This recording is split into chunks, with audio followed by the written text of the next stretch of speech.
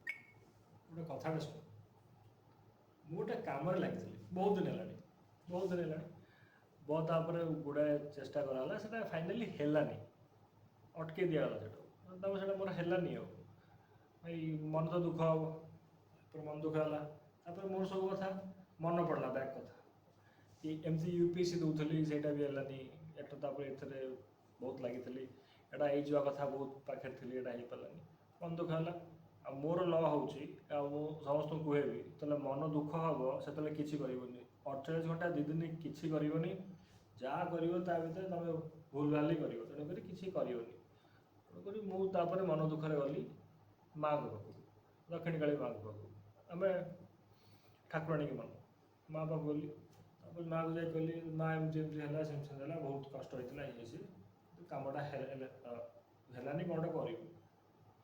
ତାପରେ ମୋ ଘର ହେଉଛି ପୁରୀ, ଦକ୍ଷିଣକାଳୀ ମନ୍ଦିର ପାଖରେ ହେଉଛି ଜଗନ୍ନାଥ ମନ୍ଦିର।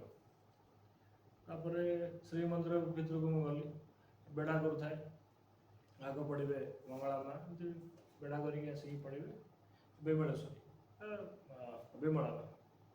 ବିମଳା ମାଙ୍କ ମନ୍ଦିର ଭିତରେ ମୁଁ ଥାଏ। ସେଇ ଟାଇମ୍ରେ 5-6 ଜଣ ପୋଲିସ ଆସିଲେ, ତାଙ୍କ ଭିତରେ ଆଉ ଜଣେ କିଏ ଗୋଟେ ୟୁଥ୍ ଜଣେ ଥିଲେ, ସେ ତାଙ୍କ ସ୍ତ୍ରୀ ସାଙ୍ଗରେ ଆସିଥିଲେ, ତାଙ୍କ ସାଙ୍ଗରେ ଗୋଟେ ଛୋଟ ଛୁଆଟେ ବି ଥିଲା। He was wearing a green t shirt. ଆଉ ତାଙ୍କୁ ଯେତେବେଳେ ସେ ଆସିଲେ, ତାଙ୍କୁ ପୋଲିସ ଆମମାନଙ୍କୁ ସବୁ ଆଡ଼େଇ ଦେଲା। ସେ ଆସିଲେ, ଭିତରକୁ ଗଲେ, ସିଏ ସିଧା ପଶିଗଲେ ଗର୍ଭଗୃହକୁ, ବିମଳା ମାଙ୍କ ଆଗରେ। ମୁଁ ଗୋଟେ ପୋଲିସକୁ ସେଠି ପଚାରିଲି କି ଭାଇ ଇଏ କିଏ? କିଛି କହିଲେନି। ମୁଁ ପଚାରିଲି ଭାଇ ଇଏ କିଏ? ସେ କହିଲେ SP ପରା। ମୁଁ କହିଲି ଆଚ୍ଛା, ସେ ଥିଲେ ପୁରୀ SP। ଆଉ ପୁରୀ SP ଆସିଛନ୍ତି, ଆଉ ତାଙ୍କର ସେତିକି ଟ୍ରିଟମେଣ୍ଟ ତ ହେବ। ତେଣୁକରି ଆମେ ମ୍ୟାଚୁଅର୍ ମ୍ୟାନ୍। କିନ୍ତୁ କିଛି ବର୍ଷ ତଳେ ମୁଁ ବି ଇଣ୍ଟରଭ୍ୟୁ ଦେଉଥିଲି, ମୁଁ ବି ମେନ୍ସ ଲେଖୁଥିଲି, ମୁଁ ବି IAS IPS ହେବା ପାଇଁ ବାହାରିଥିଲି, ସେଇଟା ହେଇପାରିଲାନି। ସେଇଟା କର୍ଣ୍ଣର ଅଫ୍ ଦ ହାର୍ଟ କେଉଁଠି ରହୁଛି ସେ ପେନ୍ଟା। ମୁଁ ତ ଏପଟୁ ତ ମୋର ଗୋଟେ କାମ ହେଇନି, ମୁଁ ଯାଇଛି, ତାପରେ ପୁରୁଣା ଦୁଃଖ ତକ ମନେ ପଡ଼ୁଛି ଆହୁରି ଓଲଟା। ସେଥିରେ ପୁଣି SP ଯାଇଛନ୍ତି ଭିତରକୁ, ସେଇ ପୋଜିସନ୍ ପାଇଁ ମୁଁ ନିଜେ ଲାଗୁଥିଲି, ସେ ଲୋକ ଭିତରେ ଠିଆ ହେଇଛି, ମୋତେ ପୋଲିସ ଆସିକି ଆଡ଼େଇ ଦେଉଛି, ଆଉ ମୁଁ ଠିଆ ହେଇଛି ମା ଆଗରେ। ଆଉ ମୁଁ ମା ସାଙ୍ଗରେ ସେତେବେଳେ ଅଳି ଆଉ କଳି ଯୋଡ଼ା କଲେଣି। ମୁଁ ତ ଏଇଆ କରିଥିଲି, ମୁଁ ସେୟା କରିଥିଲି, ସକାଳ 8ଟାରେ ଯିବି, ରାତି 11ଟାରେ ଆସିବି, ମୁଁ ଏମିତି ପଢ଼ୁଥିଲି, ସେମିତି ପଢ଼ୁଥିଲି, 3ଟା ଅପସନାଲ୍ ତା ଭିତରେ ମୁଁ ପଢ଼ୁଥିଲି। ମୁଁ 3ଟା ଅପସନାଲ୍ ପଢ଼ୁଛି। ତୋର ଯଦି ଏତେ ଶକ୍ତି ଥିଲା, ମୋତେ ଠିକ୍ ଅପସନାଲ୍ଟା ଆଗୁଆ କାହିଁକି ଦେଲୁନି, ଠିକ୍ କୋଚିଂ କାହିଁକି ନେଲୁନି, ଠିକ୍ ମାଷ୍ଟର କାହିଁକି ମିଳିଲେନି। ତୁ ତ କରୁଥିଲୁ, ତୁ ପରା କ'ଣ ମା ହେଇଛୁ, ସିଏ କ'ଣ ଏକା ଖାଲି ତୋରି ପୁଅ? ମୁଁ ପୁଅ ନୁହଁ, ସିଏ କ'ଣ ପାଇଁ ଭିତରେ ଅଛି? ମୁଁ କାହିଁ ବାହାରେ ଠିଆ ହେବି? ମୋତେ ବି ଭିତରୁ ଡାକେ, ମୋତେ ଏଇନେ ଭିତରୁ ଡାକେ, ମୁଁ କାହିଁ ଯିବିନି? ମୁଁ ଆହୁରି ବହୁତ ଜିନିଷ ମୋ ମନରେ ସେତେବେଳେ ଯାହା ବାହାରିଲା, ମୁଁ ମାଆକୁ ମାନେ କହୁଥାଏ। ମୁଁ ବି ପ୍ରସଙ୍ଗ କରିଛି, ମୁଁ ତାଙ୍କୁ ସେଠି ସବୁ କଥା। ତାପରେ SP, ତାଙ୍କ ୱାଇଫ୍ ଆଉ ତାଙ୍କର ଯେଉଁ ଚାଇଲ୍ଡ ଥିଲା, ସିଏ ସବୁଠୁ ବାହାରକୁ ପଳେଇଲେ। ତାପରେ ମୋ ମାଆକୁ ଅନେଇଲି, ହେଲ୍ପଲେସ୍ କମନ୍ ମ୍ୟାନ୍। ଦେନ୍ ଆଇ ସ, ତାପରେ ମାଆକୁ ଅନେଇଲି, ହଉ ମା ତ କରୁଛି ଆଉ। ତାପରେ ବାହାରୁ ଗଲି ଆଉ, ଚୁପଚାପ ହେଇକି ଆଉ। ଆଗ ପଢ଼େଇବେ ବିମଳେଶ୍ୱରୀ, ଭୁବନେଶ୍ୱରୀ, କମଳେଶ୍ୱରୀ। ଭୁବନେଶ୍ୱରୀଙ୍କ ମନ୍ଦିର ଭିତରୁ ଯେତେବେଳେ ମୁଁ ବାହାରିଲି, ଭାଇ ଆଉ ଗୋଟେ ଲୋକ ଦେଖାଗଲା। ମୁଁ ବି ତାଙ୍କୁ ଜାଣିପାରୁନି। ତାଙ୍କ ସାଙ୍ଗରେ ବି ସେମିତି ଗୁଡ଼ାଏ ଲୋକ ଅଛନ୍ତି, ତାଙ୍କ ସାଙ୍ଗରେ 2-3 ଜଣ ଥିଲେ, ହୋପଫୁଲି 2-3 ଜଣ ଥିଲେ। ମୁଁ ତାଙ୍କୁ ଯାଇ ପଚାରିଲି, ତାଙ୍କ ଯିଏ ପାଖ ଲୋକ, ତାଙ୍କୁ ପଚାରିଲି ଭାଇ ଇଏ କିଏ? ସିଏ ପୁଣି କିଛି କହିଲେନି। ମୋତେ ଭାଇ ଇଏ କିଏ? ତାପରେ ସେ କହୁଛନ୍ତି ଇଏ ହେଉଛନ୍ତି ରେଜିଷ୍ଟ୍ରାର ଜେନେରାଲ ହାଇକୋର୍ଟ ଓଡ଼ିଶା। ମୁଁ କହିଲି ହଁ ଭାଇ, ବଡ଼ ଲୋକ ସିଏ ବି। ହଁ, ଲକ୍ଷ୍ମୀ ମାଙ୍କ ମନ୍ଦିର ଭିତରେ ଯିବା ପାଇଁ ଏମିତି ଗୋଟେ ବଡ଼ ଲାଇନ୍ଟେ ଲାଗିଥାଏ। ଏଠି ଗୋଟେ ଛୋଟ ଗେଟ୍ଟେ ଥିବ, ସେ ଗେଟ୍ଟା ଖୋଲିଲେ ତୁମେ ଆସିକି ସିଧା ତା ଭିତରେ ବି ପଶିଯାଇପାରିବ। ବଡ଼ ଲୋକ ସିଏ, ତାଙ୍କ ପାଇଁ କି ଗେଟ୍ଟା ଖୋଲା ହେଇଗଲା।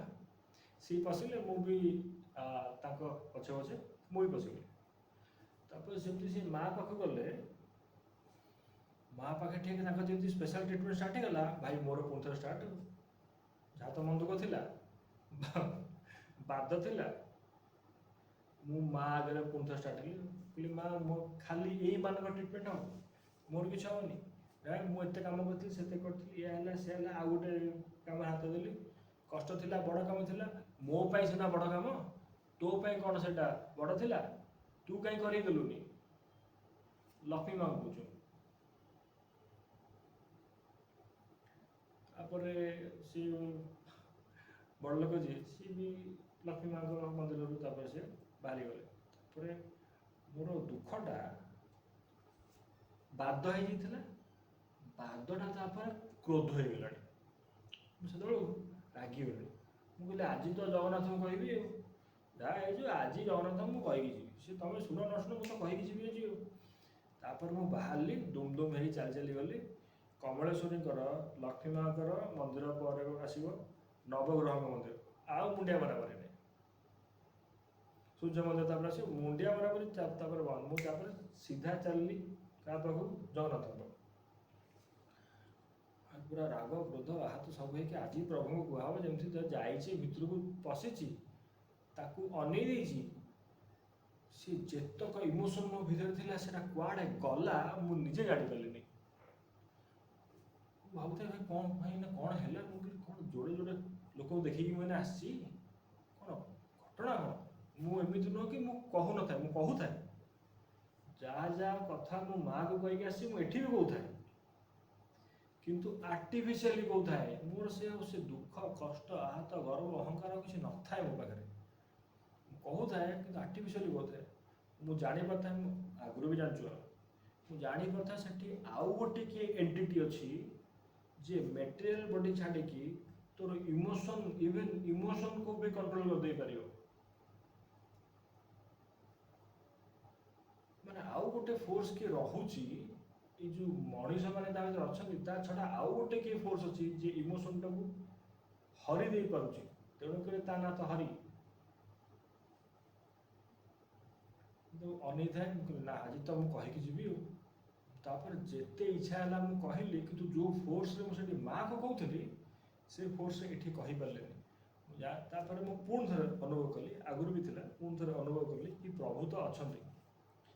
ଆଉ ସବୁଠୁ ବେଷ୍ଟ କଥା ହେଉଛି ସେ ଦେଖୁ ବି ଛନ୍ତି। ତାହେଲେ ଏତେ ପରିଶ୍ରମର ଫଳ କାହିଁକି ମିଳିଲେନି? ନା କର୍ମ। ଏଇଠି ଆସିଲା ଥିଓରି ଅଫ୍ କର୍ମ, କାରଣ ମୋର ଅପସନାଲ ଫିଲୋସଫି, ମୁଁ ସେଥିରୁ କିଛିଟା ଜିନିଷ ବୁଝିଲି। ଯଦି ପ୍ରଭୁ ଅଛନ୍ତି ତାହେଲେ କର୍ମ ଅଛି, ଯଦି କର୍ମ ଅଛି ତାହେଲେ ଫଳ ଥିବ, ଯଦି ଫଳ ଥିବ ତାହେଲେ ଫଳ ମିଳିବ, ଯଦି ମିଳିନି ସେ ମିଳିବ। ସେ କେବେ ମିଳିବ, କେମିତି ମିଳିବ, କ'ଣ ମିଳିବ, କୁଆଡ଼େ ହେବ, କ'ଣ ହେବ ତାକୁ କେହି ଜାଣିନାହାନ୍ତି। ଗୀତାରେ ଏହା କୁହାଯାଇଛି, ତୁ କର୍ମ କର, ଫଳ ଚିନ୍ତା କରନା, ସେ ହେବ। ଲୋକ ଯଦି ଆଟେମ୍ପ ଫାଟେମ୍ପ ତୁମର ସରିଯାଇଛି ଆଉ ତୁମେ 5 ବର୍ଷ ପଢ଼ିଛ ଆଉ କିଛି ହେଲାନି, 10 ମତେ ଗୋଟେ ପିଲା ଫୋନ୍ କରିଥିଲା, କହିଲେ ସାର୍ ମୁଁ ଏ ଫିଲ୍ଡରେ ଅଛି 12 ବର୍ଷ ହେଲାଣି ଆଉ କିଛି ହେଇପାରିଲାନି। ଭାଇ ଫଳ ମିଳିବ, କିଛି କାରଣବଶତଃ ତତେ ଏଇନେ ସେ ଫଳଟା ମିଳିନି, ତାର ଅଲଗା ଷ୍ଟାଇଲରେ ସେ ମିଳିବ। କେମିତି ମିଳିବ, କ'ଣ ମିଳିବ ମୁଁ ଜାଣିନି। ମୋଟିଭେସନାଲ ଷ୍ଟୋରି ମୁଁ ଆଦୌ କହୁନି। This is the practical essence of life. ଯେଉଁମାନେ ଆଜି ଆସିକି ୟୁପିଏସସି ଓପିଏସସି ପରୀକ୍ଷା ଦେଉଛ, you are no more kids. ତୁମେ ତୁମର ଦେଖିଥିବ ଯେଉଁମାନେ 25 ବର୍ଷ ବୟସ କ୍ରସ୍ କଲେଣି, 26, 27, 28 ହେଲାଣି, ଯେଉଁମାନଙ୍କୁ 25+ ହେଇଗଲାଣି, ତୁମେ ଜାଣିଥିବ କି ତୁମ ସ୍କୁଲରେ କେମିତି କେମିତି ସବୁ ପିଲା ଥିଲେ, ତୁମର କଲେଜରେ କେମିତି କେମିତି ପିଲା ଥିଲେ, ସେମାନଙ୍କର ପୋଜିସନ୍ ଏଇନେ କେତେ ଭଲରେ ଅଛି, କେମିତି ହେଲା, ତାର କିଛି ଏକ୍ସପ୍ଲାନେସନ୍ ନାହିଁ ମାନଙ୍କ ପାଖରେ। ତାକୁ କରାଇଲା ବେଲେ ଆଉ ଗୋଟେ କିଏ ରହୁଛି, କିନ୍ତୁ କର୍ମ ବୋଲି ଗୋଟେ ଜିନିଷ ଅଛି। ସେ କର୍ମ ଥିଲେ ତୁମ ଫଳ ମିଳିବ। କେବେ ମିଳିବ କେହି ଜାଣିନାହାନ୍ତି, କିନ୍ତୁ ସେଇଟା ମିଳିବ। ଆଉ ଏଇ ଲାଇଫ୍ ଟାଇମ୍ ଭିତରେ ମିଳିଯିବ। ଏମିତି ନହେଲେ ସେମିତି ସିଏ କ'ଣ ନା କ'ଣ ଗୋଟେ କରିକି ଦେବ। ଗୋଟେ କି ଏଣ୍ଟିଟି ରହୁଛି ଯିଏ ତ ଇମୋସନ୍ଟାକୁ କଣ୍ଟ୍ରୋଲ କରିଦେଇ ପାରୁଛି। ସେ ଏଣ୍ଟିଟି ପାଖରେ ସେ ଏଣ୍ଟିଟିଟାକୁ ଜାଣ। ଏଇନା ଆମେ ଜାଣିପାରୁଥିବା କି ସମସ୍ତେ ଜଗନ୍ନାଥଙ୍କ ପାଖକୁ କ'ଣ ପାଇଁ ଦୌଡ଼ନ୍ତି। ସମସ୍ତେ ଦୁଃଖରେ ଅଛନ୍ତି, ତାକୁ ଦେଖିକି ଦୁଃଖଟା ପଳଉଛି, ସମସ୍ତେ ଦୁଃଖୀ, ସବୁ ଦୁଃଖୀ ତାରି ପାଖରେ, ମାନେ ତାକୁ ଦେଖିଦେଲେ ଦୁଃଖଟା ପଳଉଛି ସମସ୍ତେ ତା ପାଖକୁ। ତେଣୁକରି ତା ନାଁ ହେଉଛି ହରି। ହରେ କୃଷ୍ଣ।